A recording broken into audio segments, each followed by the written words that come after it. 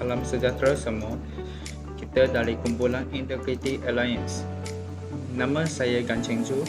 Sekarang saya akan mengenalkan cerita video yang telah dirakam oleh kumpulan saya pada masa yang lalu. Cerita video ini mengisahkan tentang seorang ketua kampung bernama Haziq yang terjelat dalam perilaku rasuah. Dia mula-mula menggunakan dana kampung untuk menjalani gaya hidup mewah, tetapi rasuahnya semakin meningkat. Infrastruktur kampung runtuh menyebabkan penduduk kesengsaraan. Walau bagaimanapun, rasuah telah dilaporkan kepada pihak berkuasa oleh kumpulan pemudi yang bersatu melawannya. Akibat tekanan awam, Haziq dilucutkan jawatan dan dihukum. Penduduk kampung bangkit semula, membina masyarakat yang adil, tenang dan makmur. Dalam cerita video tersebut, setiap ahli kumpulan saya mempunyai watak-watak masing-masing. Haziq melakon sebagai ketua kampung. Saya dan Will melakon sebagai pegawai SPRM, serta Femi dan Melanie melakon sebagai pemudi kampung. Hai, nama saya Bel Scholastica binti Latin, BI 22110-153. Untuk video pembentangan PSA ini, dalam video tersebut saya menjadi watak sebagai pegawai SPRM 2, di mana saya menyiasat kes yang dilakukan oleh Ketua Kampung Pasuk. Konsep yang kami bawa adalah sebuah kampung di mana terdapat ketua kampung yang mengamalkan rasuah untuk kemewahan hidupnya. Terdapat dana yang disalurkan kepada Kampung Pasuk untuk pembangunan infrastruktur seperti jalan, balai raya, dan sebagainya. Namun, perkembangan kampung tersebut tidak kelihatan dan tidak maju. Hal ini kerana Ketua Kampung Pasuk menyogok pegawai kerajaan untuk mendapatkan kontrak, dan duit tersebut tidak digunakan untuk pembangunan infrastruktur kampung tersebut. Malah dibahagi dua dengan pegawai kerajaan tersebut duit yang mereka dapat tuh untuk pembangunan kampung. Setelah itu, pemuda-pemudi mendapati kegiatan rasuah tersebut dan melaporkan terus kepada pihak SPRM, dan akhirnya Ketua Kampung Pasuk didapati bersalah dan dilucutkan jawatan dan didenda di bawah Seksyen 403 Kanun Keseksaan dan dipenjara 5 tahun. Selamat sejahtera, saya Femi Bongishan, matrix number BG23110083. Hari ini saya akan membentangkan tentang objektif PSA kita.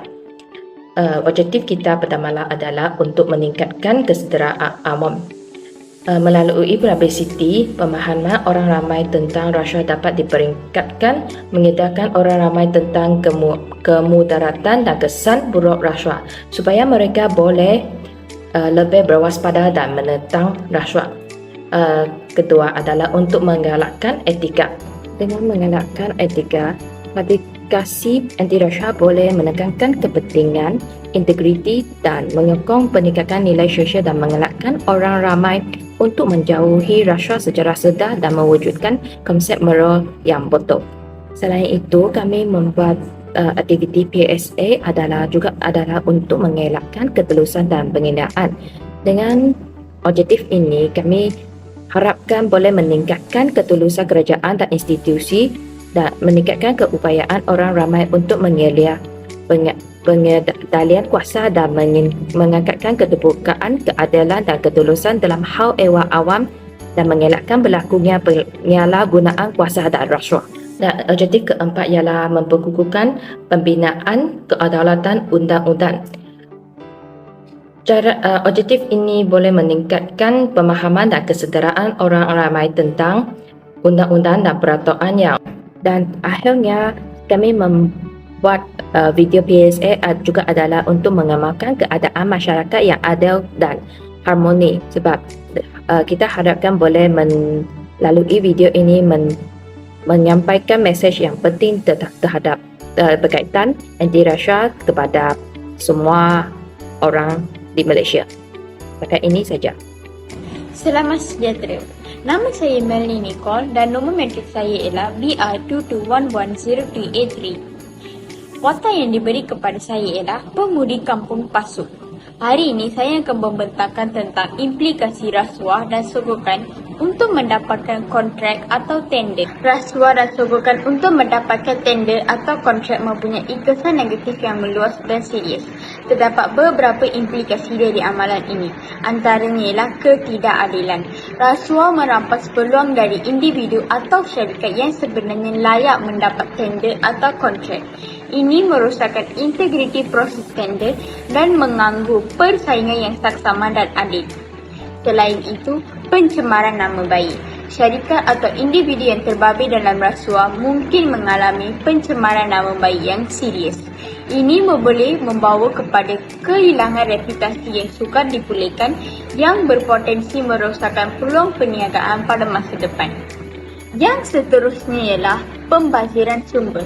Rasuah menyebabkan sumber yang berharga terbuang.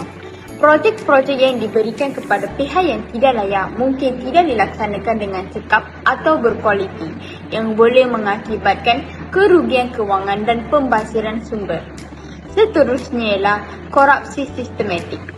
Amalan rasuah yang berterusan boleh menyebabkan terjadinya korupsi sistematik di dalam institusi atau organisasi.